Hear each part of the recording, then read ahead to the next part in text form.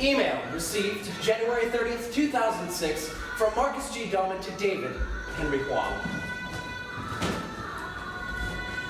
David, you won't believe where I am. In China, Guizhou province to be exact. After everything that happened in the States, I needed to take some time off, so I came to China, hoping to find something real. True? I'm not even sure. All I know is that my life back home, it used to have a purpose, a direction I really believed in, but I lost all that. One night in Shanghai, a city so futuristic it makes Blade Runner look quaint, another white warrior, another foreigner, told me where I could find the soul of China.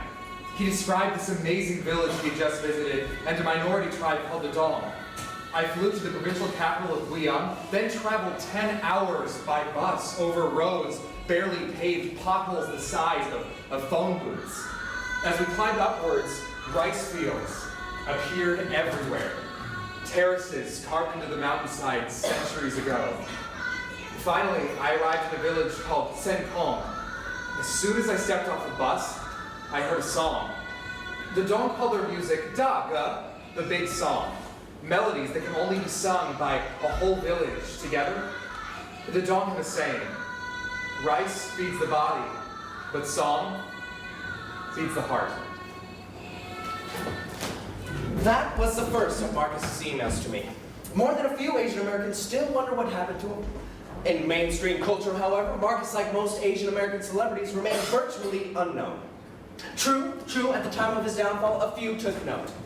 Senator John Kerry. It's hard on people's cynicism. Everyone loses for that. But for the most part, the story of a minor figure and a couple of discredited scandals disappeared after 1 or 2 press cycles. Blink and you would have missed it.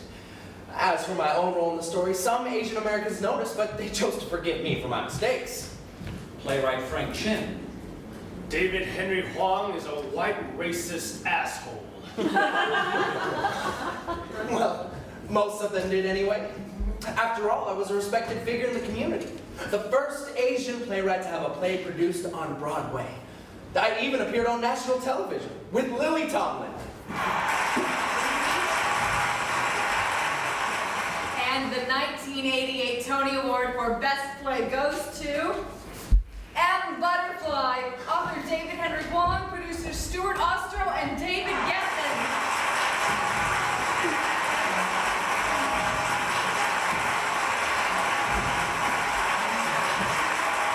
From Mickey Rooney playing Japanese in Breakfast at Tiffany's to Bruce Lee being passed over in favor of David Carradine for a TV series called Kung Fu, Asians have consistently been caricatured, denied the right to even play ourselves. Well, it's a new day in America. We're entering the 1990s and all that stops now.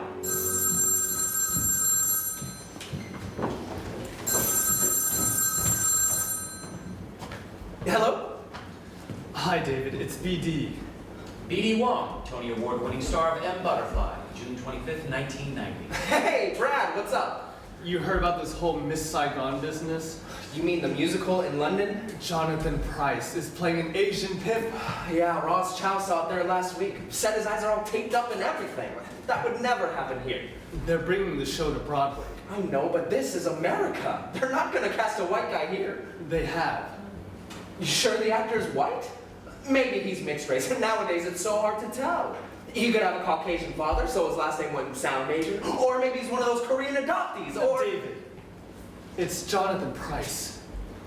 The producer's saying they conducted this worldwide talent search, and they couldn't find any Asian qualified to play the part. They can't do that. That's what a lot of us think. A yellow face? In this day and age, it's... Did someone suddenly turn the clock back to 1920? Are we all gonna smear shoe polish on our faces and start singing Mammy? We thought if you'd be willing to write a letter. You bet I will. Trust me, they won't get away with it.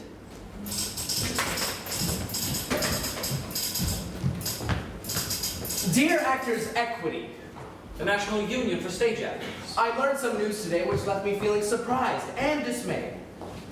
New York Times, July 13th, 1990. Miss Saigon casting protested. Asian Americans have complained about the casting of a Caucasian in one of the show's principal Asian roles. David Henry Huang, Tony Award-winning player and event butterfly, registered his protest in a letter sent to Actors Equity. I had dared to suppose that the yellow-faced days of Charlie Chan and Fu Manchu had been relegated forever to the closets of historical kitsch.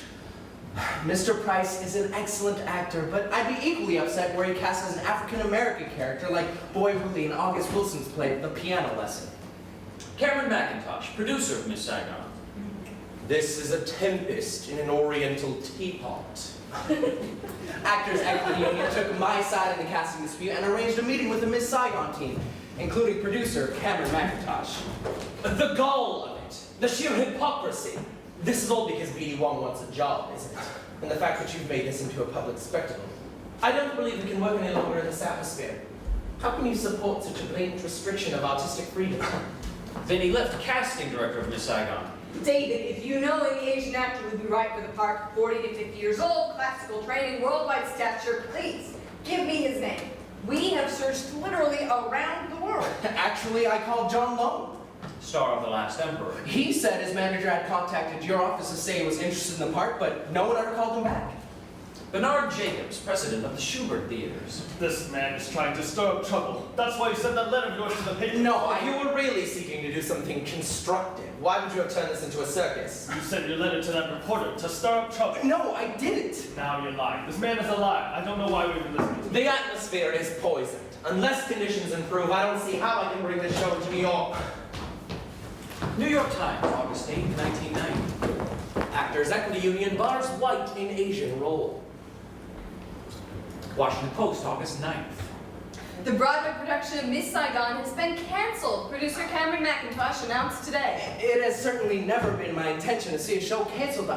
I simply felt that an important point had to be made, and this has clearly been achieved. New York Times. Last night, Actors Equity received a petition from 150 of its members to reconsider its decision. New York Post. Asian American and other protesters demonstrated yesterday in Times Square demanding that Equity stick to its decision. The Daily News. Yesterday, a scuffle between opposing camps in the Miss Saigon dispute broke out in the lobby of Actors Equity's offices. Pressure is mounting on Actors Equity. The Anti-Defamation League of Benign Griff. Casting decisions should be based on individual talent and merit, not on place or... Columnist George F. Whittle. The trendy racism of Actors Equity. Frank Rich, chief drama critic of the New York Times. Jonathan Price's brilliant performance in Miss Saigon is as essential as Joel Gray's was to Cabaret. Maybe even more. Producer Joseph Patton. As a producer, I have concerns about anyone imposing conditions, but as a citizen, I think Equity did the proper and heroic thing. The National Review. Producer, citizen, as if the two states of being were somehow disconnected. Former New York Mayor Ed Koch. Now it's Actors Equity playing the censor. Talk show host Dick Cavett. The bonehead decision of the year. Pravda. Sluchaj Miss Saigon demonstruje, jak amerykański obszczep praktykuje cenzurę. David, it's Carla Chang. Asian American actress and political activist. I've already left a couple of messages. We need you down at Actors Equity's offices at noon tomorrow. Carla, it's David. Screening calls? No, just, washing my hair.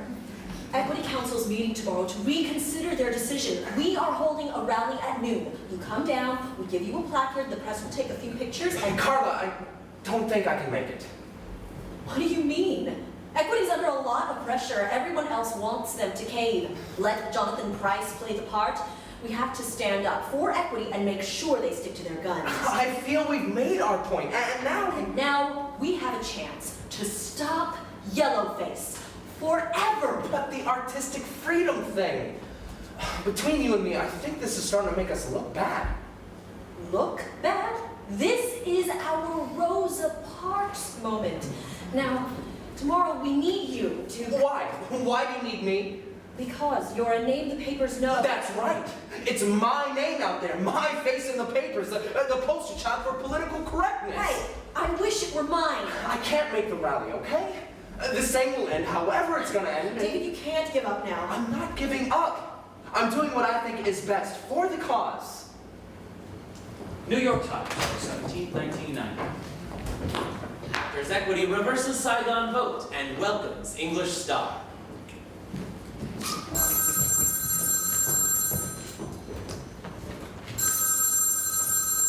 Hello? Dave? Hi, Dad. Oh, wait a second. There! What happened to the connection? I'm using my new speakerphone. Well, it sounds like crap. What? I said it sounds like... Speak up, it's hard to hear over this thing. Then pick up the receiver. I'll turn up the volume. Ah! Your mother. Pick up the phone. She didn't teach me how to work Pick this up thing. the phone. But that will turn off my speakerphone. Your speakerphone is shit. Why you have to talk like that? Oh, you're right.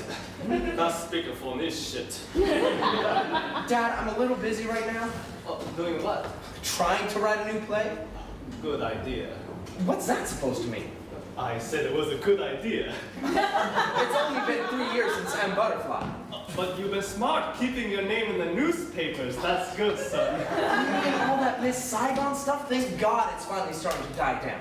But so many articles on you. Free publicity. Yet everyone disagreed with me. Everyone. All the big shot guys. Dick Cavett, Ed Koch. Here, wait. This one my favorite. You saved the articles? I'm ashamed of my union, Actors Equity. Oh yeah, Charlton Heston. When I was working in the laundry, could I ever have dreamed that one day Charlton Heston would write about my son? I'm telling you, this is the land of opportunity. And that Miss Saigon, such a big hit. Don't remind me. Looks so beautiful. All those girls, classy. They're half naked playing prostitutes. But they're classy prostitutes. You haven't even seen the show. But I saw pictures in the newspaper. That producer, what's his name? Cameron McIntosh. He talks about the musical. So beautiful. A young Vietnamese girl who gives up her baby to find a better life in America. Actually, she dies. What? The girl? She kills herself. It's her baby who finds a better life in America. That's even more beautiful. It's Madame Butterfly set in Vietnam. Dave, you should do something like that. Is that what your new play is about? Madame Butterfly set in Vietnam? How could I pop? It's already been done. See, I'm just so ignorant about these things. Besides, I already wrote a play criticizing Madame Butterfly. Well, what play was that? M. Butterfly? Oh, right, nice. You know, your M. Butterfly. That play is a little weird. We've been over this. When I come to New York next month, can you get me some tickets? To M. Butterfly? It closed last year. No, Miss Saigon! Oh, I can't. My good friend Dick Buttress, vice chairman of United California Bank, he told me he was in New York last month, and he couldn't get a ticket. I told him, next time you go, ask my son. What? I told him, my son, he knows the producer. They're good friends. He worked on the show. Dad, I protested the show. What's that difference? That McEnroe. Macintosh. He knows how much you've done for this show. And I'll tell you something. He's grateful to you. Fine. I'll get you tickets. I'll get your friend tickets. Anyone you know who can't get into Miss Saigon, just have him give me a call. Thanks, son. But not right now. Why not? Because you're working. I'm trying. So what are you writing about? Nothing. Hey, your father's just curious. It's about Rudyard Kipling, okay? The guy who wrote the Jungle Book, Kipling. I'm working on a play that deconstructs his life and work. Dad? I'll tell you the thing about Miss Saigon. You want to know why it's such a big hit? Not really. Because it's real.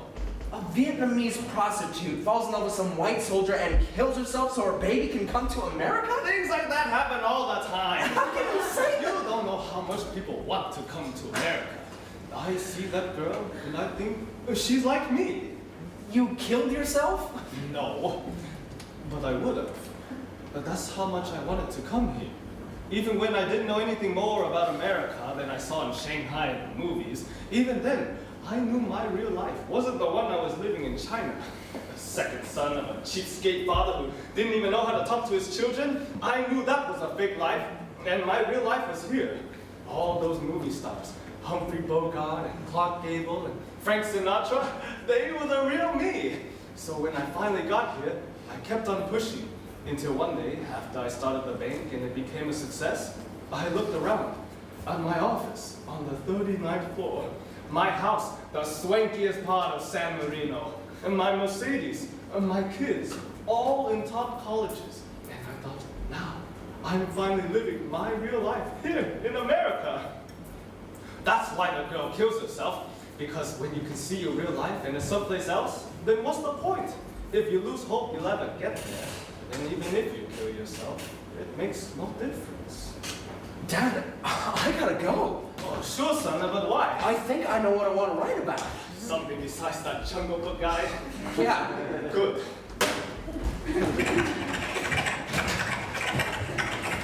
Theater Week, September 1992. Take a look at the face on the cover of this magazine.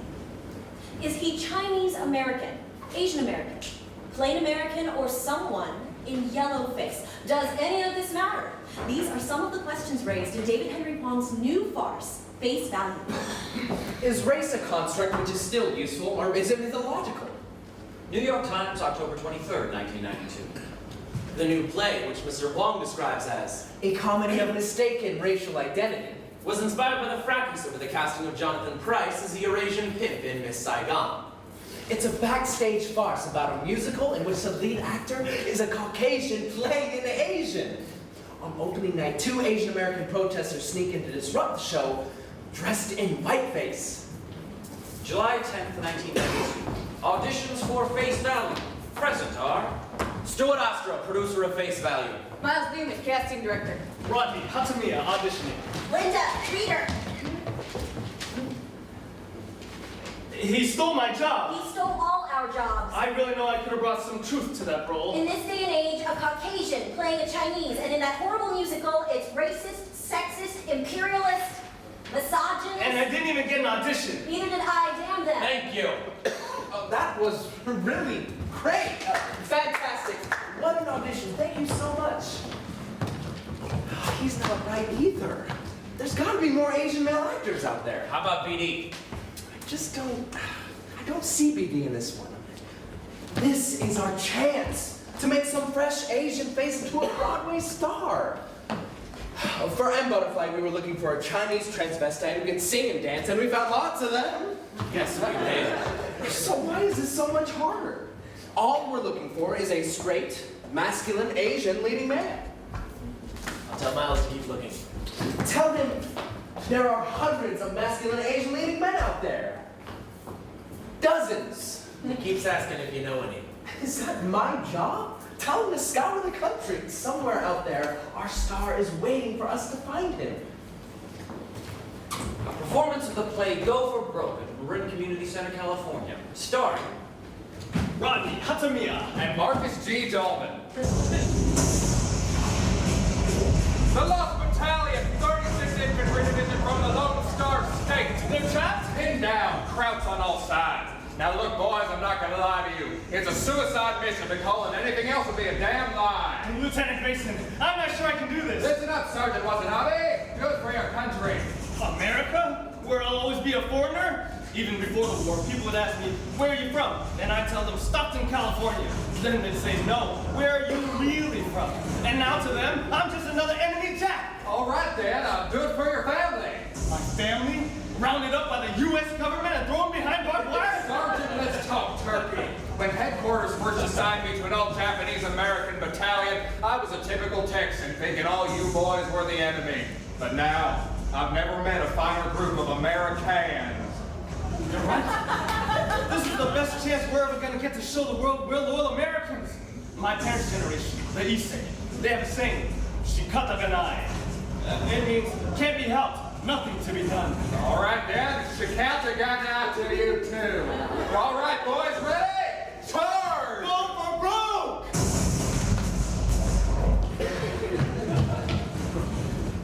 A friend who lived in Marin sent me a newspaper article about this new show, Go for Broke. Miles Newman, casting director of Face Value. It was an Asian American play with a cast of 2. One of the actors, Rodney Hatamiya, we'd already auditioned him. But the other guy, Marcus G. Dolman, sure his name didn't sound Asian, but as you well know, that doesn't mean anything nowadays, and this was December. Rehearsals for Face Value were supposed to start in 3 weeks, and we still hadn't found an actor for our lead Asian role. The producers agreed to fly Marcus out between Christmas and New Year's for an audition. My first thought when Marcus walked in was, well, it's obvious he's not 100% Asian. Because of equity, you can't just come out and ask an actor his race. That would be illegal and racist. But over the years, I've become pretty good at getting to the truth of an actor's ethnicity. So, Marcus, where are you from? Actually, I was born in Seattle. Seattle, a very diverse town, isn't it? Sure, you know the place? I am so impressed with the vitality of the Asian community there. It's great. Cherry Blossom Festival, Chinese New Year's Parade, you know? Sure. So you've been. Well, yeah, as a kid. The Filipino community, they must have some big annual of their own, right? I'm so ignorant, I wish. I'm sorry, I can't. Or the Indians. Do they have it? Or how about the Vietnamese, Koreans? Mom, I'm not sure what you're... you don't happen to speak any foreign languages, do you? Is what needed for the part? No. Good, because I'm still struggling with English. Really? Huh? No, I was making a Joke. Not fair. I got it. Got it. See, Marcus, I like to be direct. Okay. We are, how should I put this? We are looking to cast this role with an Asian. As you should. So that's all right with you. Well, my ancestry is so mixed up, it's hard to keep track. You see, my father is Jewish, and you know, there are some people who believe the lost tribe of Israel wound up in China. Actually, I spent a lot of time in the international district with the Issei and Nisei, the old-timers. They told me their stories, which I guess you could say made me who I am today. Shikata Ganai.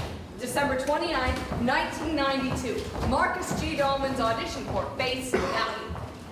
Chinese folklore tells of a man who dreamt he was a butterfly. When morning came, the man awoke and remembered that he was not a butterfly, but a man, and that he knew not a butterfly's joys and pains, but those of a man.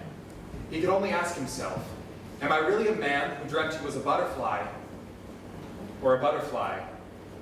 Now dreaming he's a man. Could you step outside for a moment, Marcus? That was amazing. He's funny, vulnerable, strong. I think he's a future star. But guys, does he look Asian to you? What do you mean, look Asian? Well, he doesn't seem to possess any Asian features at all. And what exactly are Asian features? He's got dark hair. Short, high cheekbones, slanty eyes. David. I gotta say, I find your question sort of offensive. Asian faces come in a variety of shapes and sizes, just like any other human beings, which we are, you know. Miles is the Asian. We managed to have a little conversation on the subject. He's not full-blooded. He's your Asian. You want to start discriminating against them now? David, if a leading man is supposed to be an Asian dressing up in whiteface, when he takes off his makeup, he still looks white.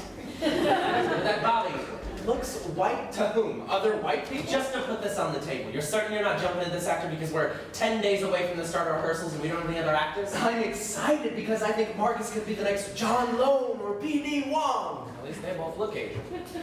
I have to cast this in a way that feels right to me, and I can tell an Asian when I see one.